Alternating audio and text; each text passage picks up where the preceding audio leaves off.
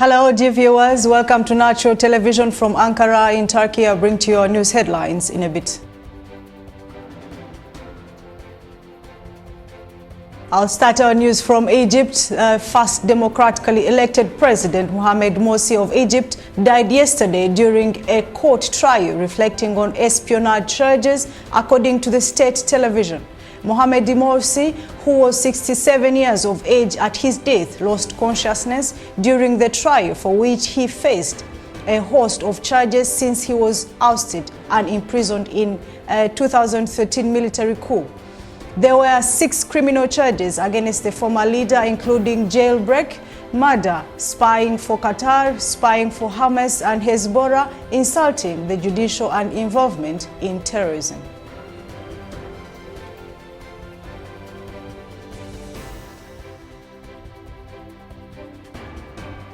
The southwestern Aegean coast of Turkey yesterday, 12 irregular migrants were killed as a boat capsized off the south of the coast. According to Anadolu Agency correspondent at the site, at least 31 migrants were rescued in search with rescue operations. The operations for the missing are underway.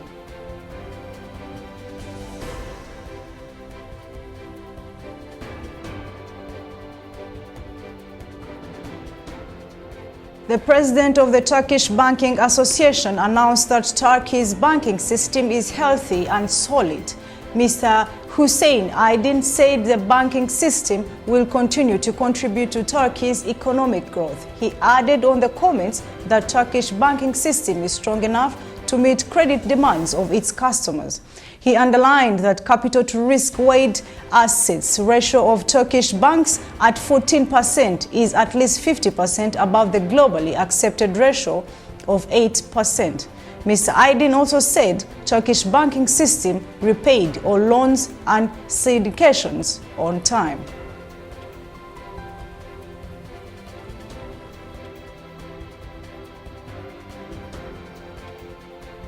Police in Turkey arrested at least 75 irregular migrants in the capital of Ankara. Among the migrants were 33 Afghan and 30 Pakistan, 12 Bangladesh nationals. The source reports that police hunts a suspected smuggler who was found to bring the migrants from the eastern Van province after illegally crossing Turkey border. The migrants will be extradited following legal procedures at the Provincial Migration Office.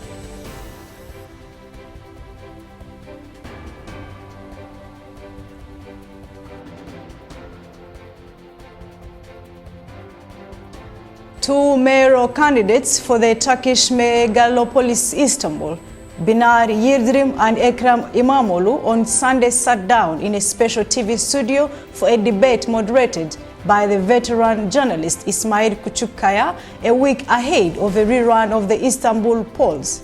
The debate between People's Alliance candidate Binali Yildirim and the National Alliance candidate Ekrem İmamoğlu at Istanbul Lutfi Kirdar Congress Center started under the moderation of veteran journalist and TV presenter İsmail Küçükkaya.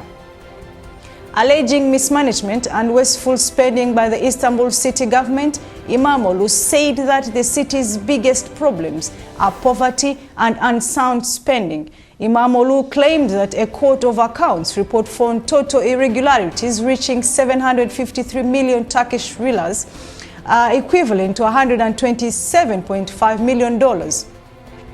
Over the course of 5 years in the Istanbul Electric Tram and Tunnel Company, Istanbul's Water Authority and the Metropolitan Municipality.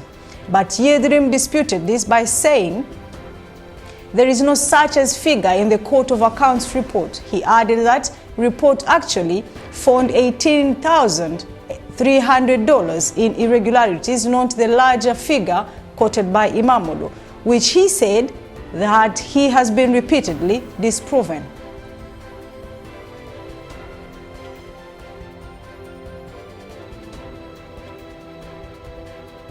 Turkish President Recep Tayyip Erdogan spoke at the Turkish Exporters Assembly in Istanbul regarding the Greek Cypriot administration reportedly issuing arrest warrants for the crew of the Turkish-flagged drill ship Fatih in the Eastern Mediterranean. Erdogan said such warrants represent false hopes.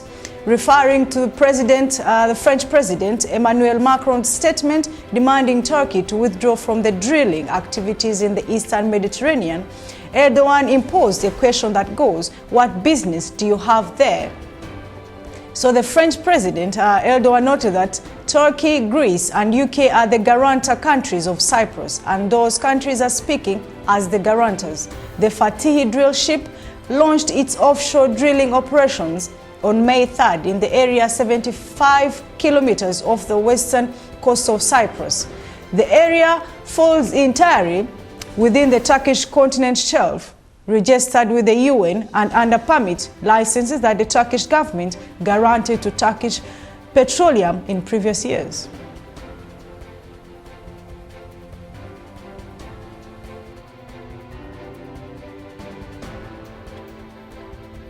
The US military will send an additional 1,000 troops to the Middle East as tensions build with Iran.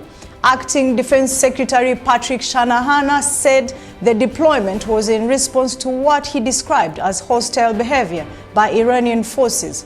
The UN Navy also shared new images, it says, link Iran to recent oil tanker attacks in the Gulf of Oman.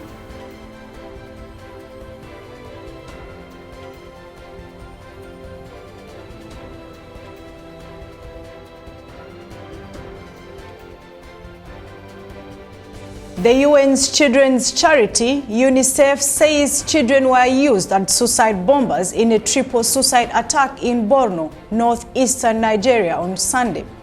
At least 30 people were killed and over 40 were injured in the attack. UNICEF says multiple reports say the attack was carried out by a boy and two girls. Their age are not yet known. The attack happened outside a hall where people were gathered to watch television in the town of Kondua. According to UNICEF, 5 children have been used in suicide attacks since the beginning of the year. In 2018, 48 children were used as human bombs, including 38 girls. President Muhammadu Buhari has misdirected with the families of the victims and promised to bring the perpetrators to justice. The attack is believed to have been carried out by the Boko Haram jihadist group, which has been operating in the region for a decade. Although it has lost territory to the Nigerian armed forces, the group still carries out regular attacks in the northeast. Countries like Nigeria, Ghana, Ethiopia and Kenya could be paying up to 30 times more than the recommended price for medicines, a new report says. US-based Center for Global Development says that lower to middle-income countries are losing out on when purchasing what it calls branded generic drugs.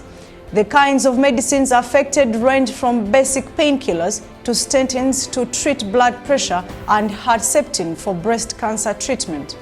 The Center for Global Development says affordable drugs are necessary and in their absence, lasting health gains will remain elusive.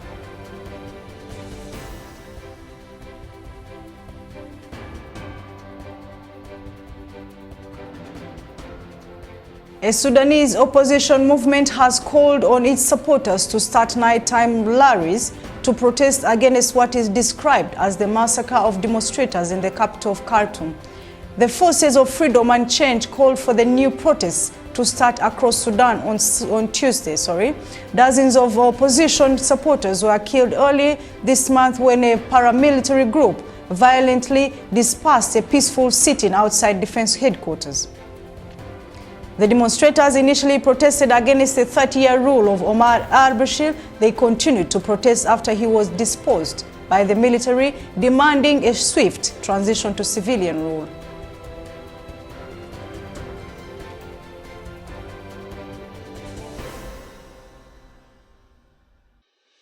Thank you so much for being with us. Natural Television News from Ankara in Turkey. I am Sauda Muganga. Thanks for watching.